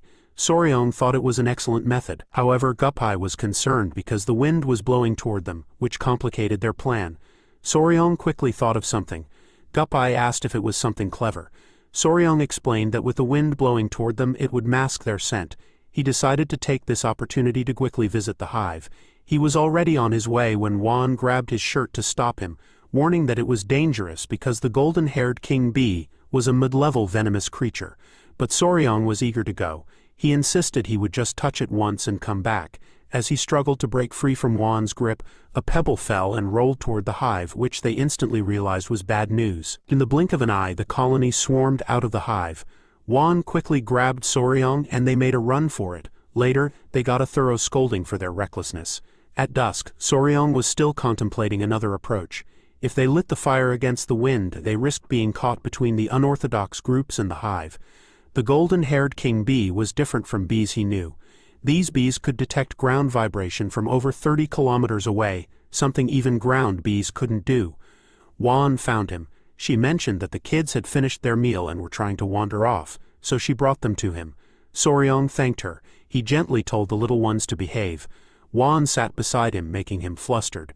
She asked if he had made any progress. He replied that he needed to observe a bit more. She admitted she felt like she was pressuring him and apologized for it, encouraging him to take his time and not feel burdened. Soryong felt even more pressure after Wan's encouragement. Then, Wan noticed some monkeys on the opposite side of the old tree. The monkeys were noisy and one seemed particularly agitated. Soryong called out to Wan. He asked if she smelled something sweet. Wan picked up on the scent, and Soryong realized it could be pheromones. Soryong quickly told her they needed to leave because the bees were about to swarm. Wan grabbed him and ran, leaping high to put some distance between them and the hive. She held Soryong by his armpits and they watched as the bees swarmed out of the hive. Their target was the fallen monkey and the bees feasted on the corpses. It was a close call for the pair. Wan was curious about how Soryong knew the golden-haired king bees were about to attack, as he warned her before they even heard the buzzing. He explained it was because of the scent. Wan finally noticed the faint smell of magnolia. Soryong was impressed that she could distinguish the scent of pheromones. He asked if she recognized the earlier scent, and she confirmed it smelled like a magnolia flower. Excited to have found the answer, Soryong laughed like a maniac, causing Wan to blush because his hands were on her shoulders. With a devilish grin, Soryong said he had thought of a way to deal with those unorthodox groups who were after his honeybees. Meanwhile, the men from different clans were gathered around a bonfire, relaxing. They drank liquor and feasted on meat. One asked when they thought the Tang clan would come to gather the honey. Another replied it was hard to say. 3 days ago, the Tang clan had been wandering everywhere, but now things had gone quiet. Someone speculated that the clan might make a move soon, while another gave a vague response that it could be longer. Another man questioned whether beehives could really be that lucrative. A man, slightly annoyed by the question, commented that he seemed like he'd been living under a rock. He explained that candles made from the golden-haired king bees' beeswax were treasures used exclusively by the imperial family. He assumed the Tang clan would only take the honey and leave, allowing them to take the remaining beehives. The men had evil schemes in mind for after the Tang clan was wiped out. Someone brought up the notorious poison, the 3 flowers of Murim. They decided to keep an eye on her to ensure she didn't die, enjoying the idea since she was a beauty. Their lecherous nature was apparent as they expressed excitement at the thought, even joking that one of them might end up as the Tang clan's son-in-law. But then they stopped when someone noticed a scent. It was a pleasant smell, and one of them thought it was the poisonous flower's scent. They assumed her natural scent was as intoxicating as that. Suddenly, a loud noise interrupted them. They looked up to see something forming in the sky. They were terrified and confused, realizing it was a swarm of golden-haired bees. They immediately ran in panic. The bees chased after them, and they screamed as the bees attacked. The mixture creating the scent was scattered on the ground. It was positioned like a trail. Soryong, Wan, and Wolfgang watched from behind the bushes. Wan and Wolfgang were surprised at the work. The bees were heading in one direction. Wan asked Soryong what he did, not expecting the bees to get furious over the scent of flowers. Soryong explained that he had ordered the bees to launch a full-scale attack by using a simple trick. Wan was puzzled since Soryong had only crushed some flowers and fruits, sprinkling their juice around. Soryong clarified that the scent acted as a trigger for an attack order. He explained that pheromones are chemical signals used by animals of the same species to communicate, especially social insects like ants and wasps. They rely heavily on these signals. The pheromone Soryong used was the exact scent bees released to signal an attack, known as isopentyl acetate. Wan asked if he meant that magnolias emit the same scent bees use to signal an attack, finding it fascinating. But Soryong was more intrigued by her ability to recognize the scent. Wan explained that because the Tang clan specializes in poisons, she was sensitive to scents. The timing was perfect. With the golden-haired king bees off on their attack, Soryong decided it was time to enter the hive and harvest the honey. They cautiously approached. Soryong brought a makeshift incense wrapped in leaves. Wolfgang warned that it was dangerous and offered to take the lead. They were all impressed by the size of the hive. It was amazing. The honeycombs hung like a large golden chandelier from the ceiling, creating a beautiful sight. Fortunately, the bees had left, allowing Soryong, Wan, and Wolfgang to enter. Soryong noticed something peculiar. There was no honey at all. Wolfgang was surprised, inspecting the honeycomb and confirming it was just as Soryong had predicted. It was empty, which was unusual. Soryong realized there were no eggs in the hive either. Wolfgang asked if this had something to do with the hive being empty of honey. Soryong explained that the bees were preparing to migrate from the start. That would be why they consumed all the stored honey and carried it in their stomachs. He theorized that they sensed too many human presences nearby, prompting them to prepare to leave. Wan agreed with Soryong's explanation that when bees prepare to migrate, they stop laying eggs as they can't care for larvae. Then Soryong noticed something intriguing. He spotted the back end of a bee with a large grin. He asked Wolfgang how long he could maintain his mobility arts without rest.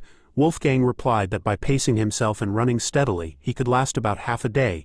Wolfgang inquired why Soryong asked. Suddenly, Guppai appeared, reporting that the golden-haired bees were returning, urging Soryong to leave immediately. They quickly ran for it. Wolfgang advised Soryong to give up, while Wan rushed to his side. She grabbed his shirt and urged him to hurry. Guppai panicked, telling them to get out quickly. Something was bulging from Soryong's chest. Time passed, and it was indeed a close call. Wan was grateful they managed to escape before the bees returned. She couldn't finish her sentence as she got distracted, asking what Soryong had on his chest. Soryong's immediate reaction was to reveal the little bee's head poking out from his clothing. Soryong explained it was the queen bee of the golden-haired king bees. Since there was no honey, he decided to bring the one who could make it. Upon hearing that, everyone looked nervous and turned pale, beads of sweat forming on their faces. The queen bee made a cute buzzing noise with a devilish smirk. Soryong told Wolfgang that the bees would soon realize their queen was missing and would start chasing them. Instead of being worried, Soryong seemed delighted, gently rubbing the queen bee's head. He told them to run, and so began the life-or-death chase. Wolfgang carried Soryong on his back and they ran as fast as they could. The queen bee was fussy. Soryong soothed it, promising to take the queen somewhere peaceful where people wouldn't bother them. It had been a few days since the honey race of death began. During that time, the group pushed themselves to their limits, cutting back on sleep and fully exerting their mobility arts. They were all out of breath and energy. By the time they reached their destination, a few warriors from the Venom Blood unit had already fallen behind. Soryong promised himself that he would demand to learn mobility arts when they returned.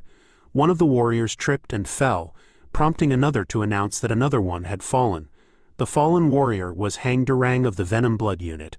He looked half dead on the ground with dark circles under his eyes and snot and saliva dripping from his open mouth. Soryong also had dark circles. He was hopeful that once the queen bee was far enough from the colony, they wouldn't be able to attack.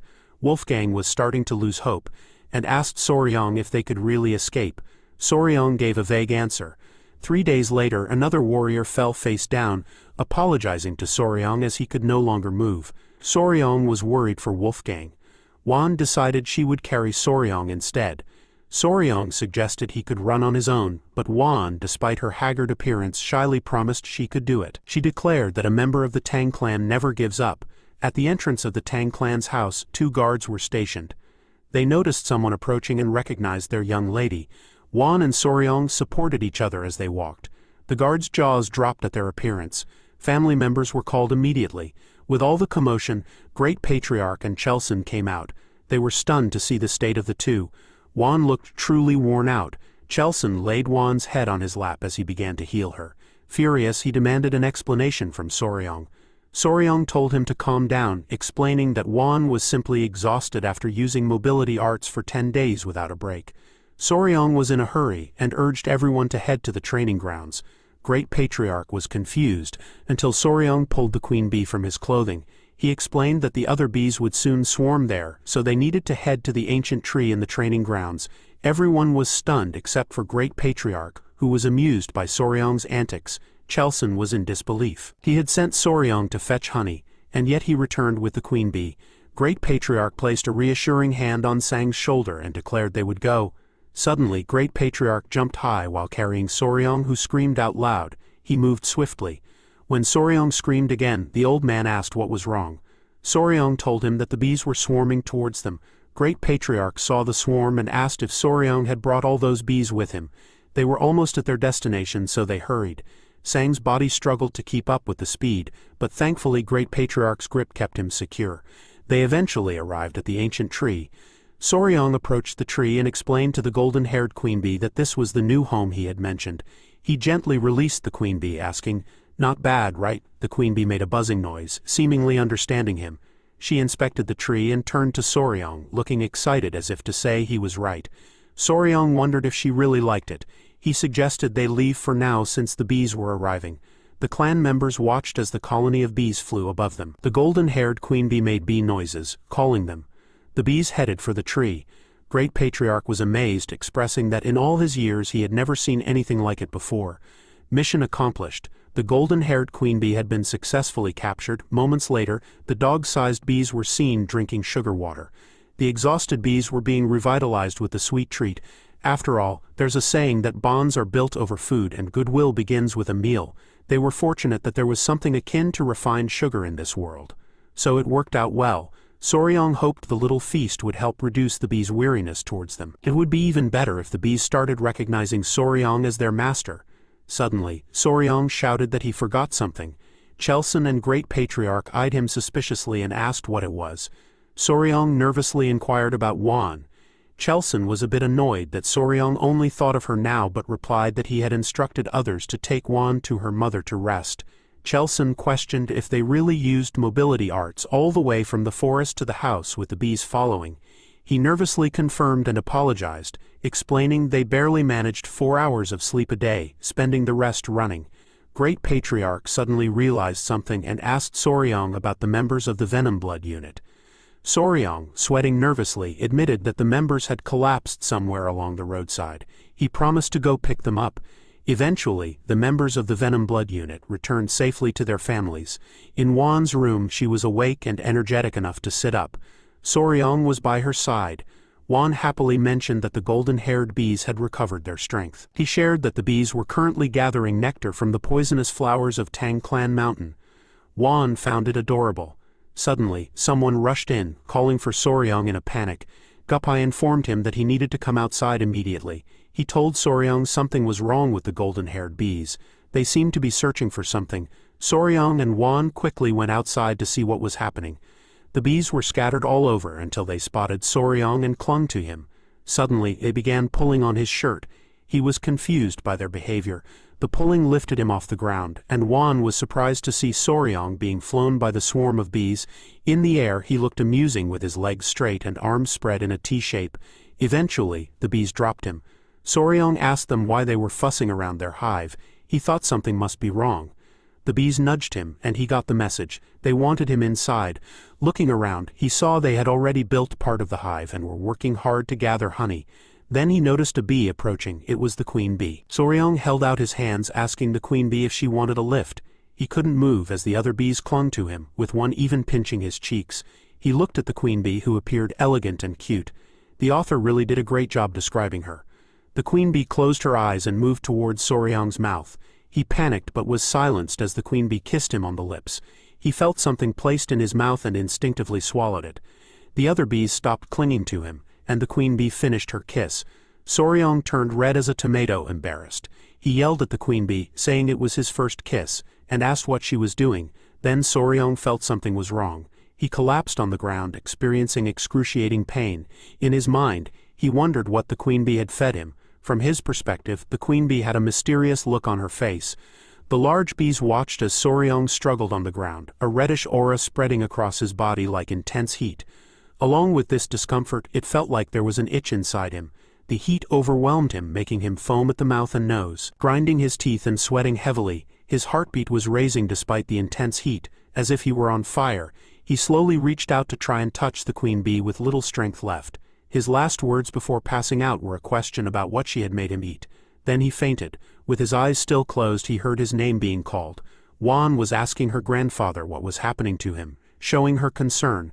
Great Patriarch, stroking his beard and with his vast experience, commented that he must have swallowed a very potent elixir. After hearing this, Soryong passed out again.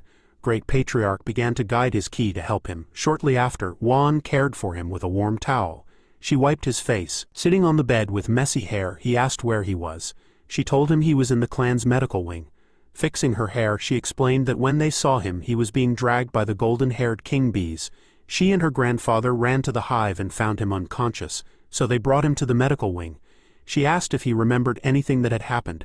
He sighed, putting his hand on his face, a bit upset. He thought about his first kiss in that world. Wan sensed something was wrong from his expression, and asked if he was okay or if something was wrong with his body. She also asked if he wanted her to call her grandfather. He looked at his hands, sighed and said no.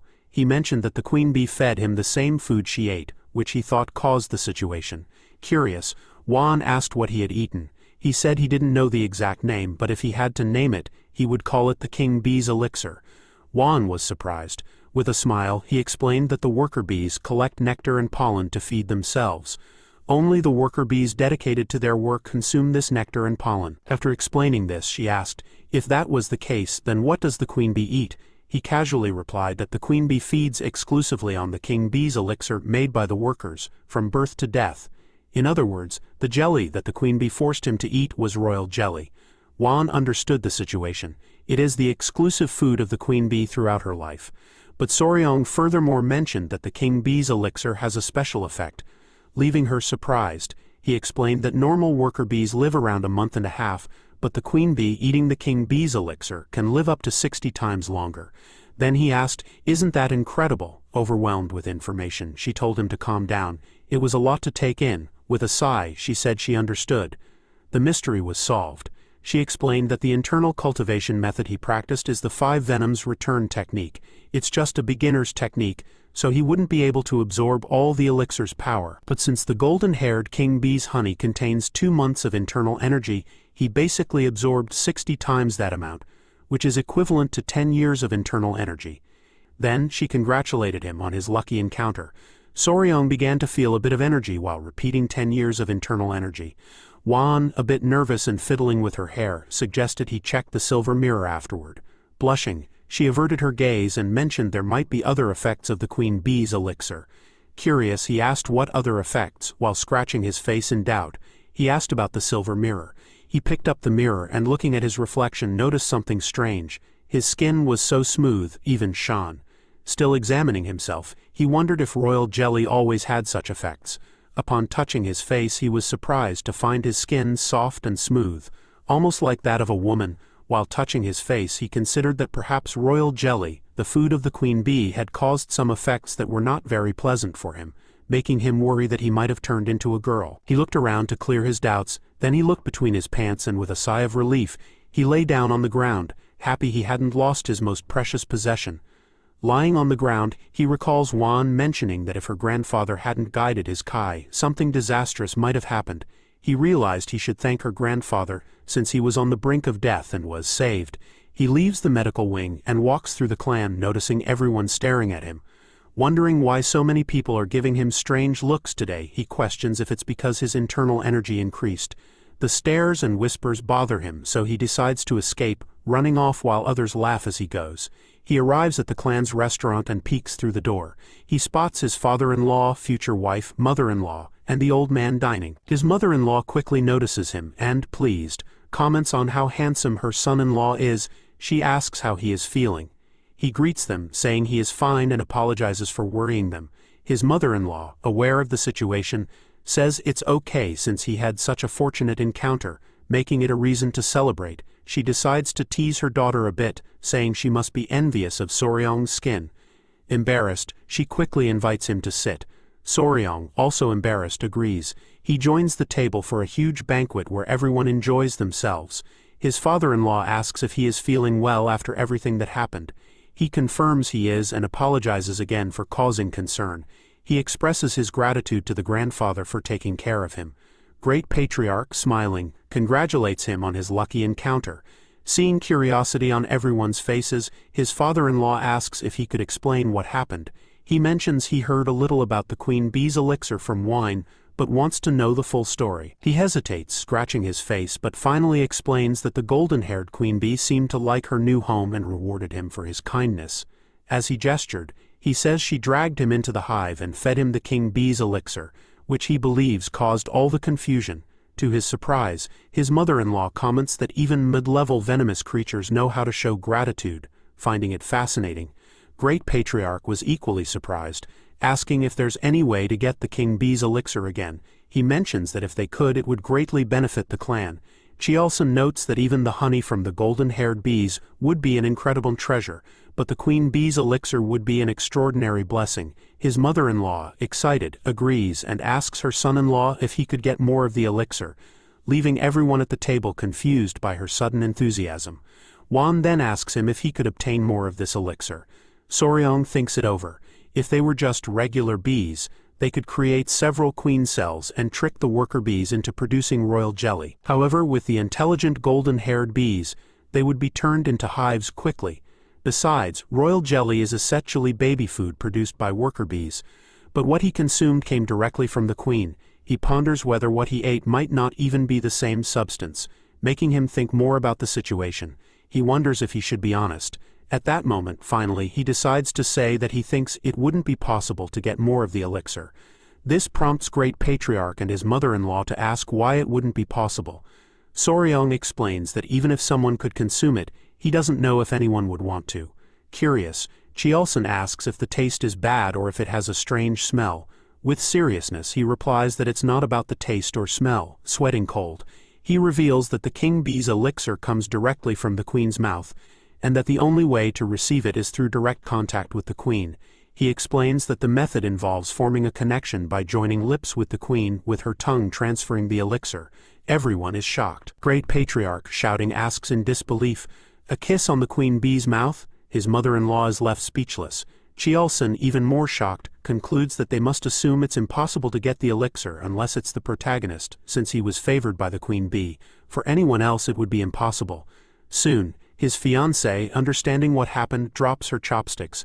Outraged, she asks, "A kiss on the mouth?" With a terrifying expression and a murderous look, she says his name, hinting that he kissed the queen bee. It was night. The moon was illuminating a river, and somewhere there was a temple.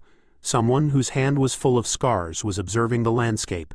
It was the leader of the Muram Alliance, the Fist Emperor, called Ju Jungkook. While he was deep in his thoughts, someone knocked on his door, informing him that they had brought tea. This caught Jungkook's attention, who came out of his trance and gave them permission to enter.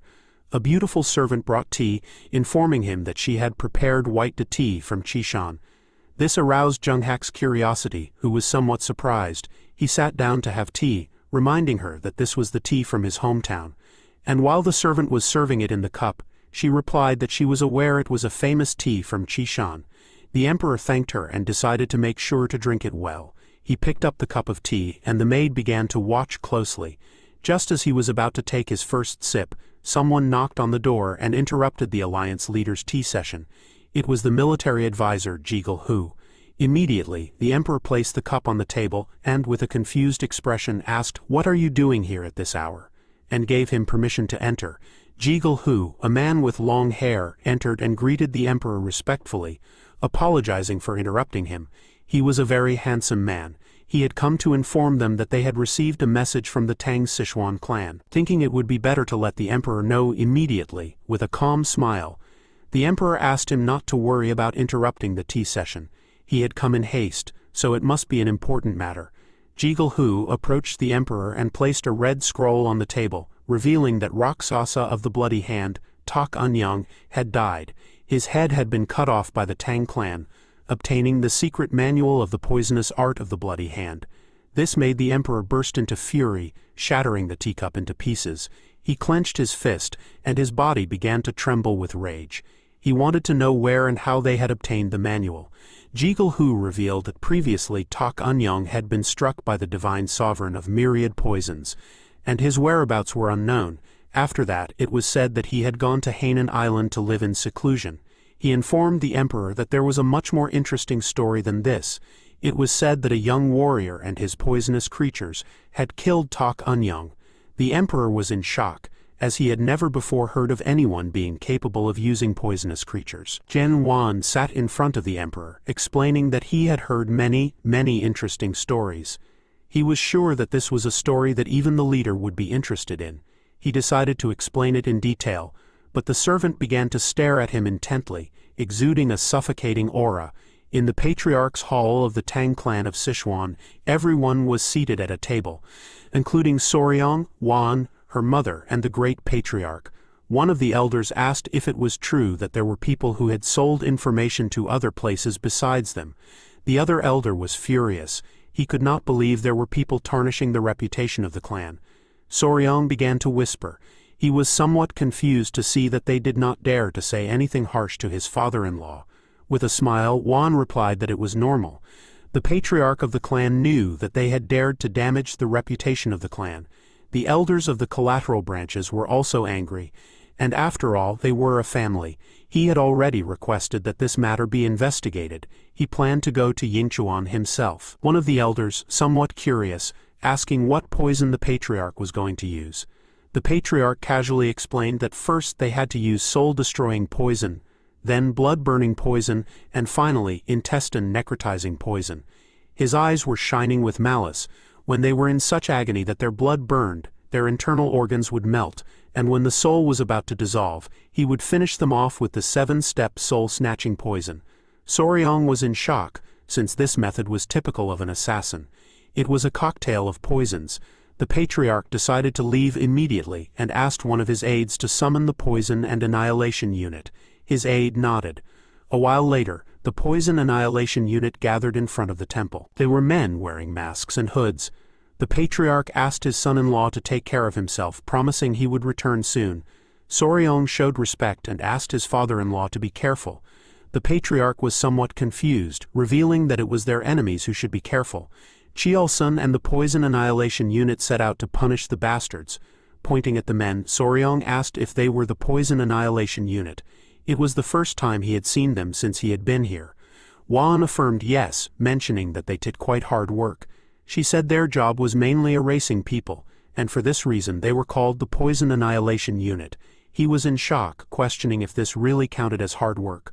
While they were distracted, someone coughed. It was the elders of the Tang clan. Soryong and Wan greeted them with respect. The elders asked if the boy had had a fortuitous encounter. Soryong nodded his head. A question came to his mind. He didn't know if these people were looking for the royal of golden-haired queen bees. The reality was somewhat different. The elders were somewhat nervous as they had come to ask him for a favor. Soryong, somewhat curious, asked what they wanted. He asked if by any chance the favor was about the royal bees. The elders became even more nervous and refused, since there was no reason why they would covet such a thing. Soryong became curious, and the elders began to feel ashamed. One of them approached our boy and asked him to bring his ear closer. Whispering, the elder asked if Soryong remembered the medicine of the ground beetle. He had been the one who created it and had the authority. Soryong began to smile, then took out the medicine from the ground beetle and started juggling. He was having a hard time adapting to the clan in many ways, but if they, the elders, helped him in various ways, there would be nothing he couldn't give them. The elders began to laugh, promising to help their son-in-law from now on. Wan was somewhat disappointed. The great patriarch came out of the temple and saw the elders laughing heartily. Just as he was about to hand over the medicine from the ground beetle, the great patriarch asked what they were all talking about so cheerfully. They panicked and then started dancing to cover it up, explaining that it was just a friendly gathering. The plan worked, since the great patriarch believed them, thinking they had finally realized Soryong's true value. Wan was somewhat disappointed and furious. One of the men opened the door and reported that there was a big problem. Everyone became curious. and the great patriarch asked what the problem was. Guppai revealed that Lord Sichuan was on the verge of death. Upon hearing this, everyone was in shock and panic, so Soryang questioned if he had been using the medicine correctly, and Guppai confirmed it. After seeing the effect of the medicine, Sichuan took a new concubine and took more than double the amount Soryang had suggested. He started sweating at the thought of the consequences. The great patriarch was somewhat disappointed and decided to go take a look. Soryang was the only man left in the house, so he entrusted him with the mission of protecting the women. He said goodbye to him and assumed responsibility. The great patriarch left and Soryang was calm, thinking that nothing could happen while they were away. Several hours later, night fell. Soryang and Wan were sitting on a bench. She asked how he was finding the dual origin art of the 10 poisons that he had been learning. He replied that it was not as difficult to understand now as it had been at the beginning. If the technique of the return of the 5 poisons felt like a single large orb moving inside the body, then the dual origin art of the 10 poisons was more like a 2-cylinder engine. Wan realized that now he must have developed some tolerance to common poisons, revealing that furthermore, he could release his internal energy directly or imbue it into objects. Soryang was speechless. He felt intrigued, and the desire to try his new technique consumed him. They prepared a straw dummy. Soryang unsheathed a dagger and closed his eyes to concentrate. A powerful green energy began to emerge from his body. The first step was to move the internal energy from left to right and then rotate both orbs in the same direction. Once the key energy circulated through his body, he opened his eyes and forcefully threw the dagger at the straw dummy. The dagger moved like lightning, piercing through the straw dummy without much effort. Soryang was happy, and his fiancée praised him for being able to imbue his kai into the dagger.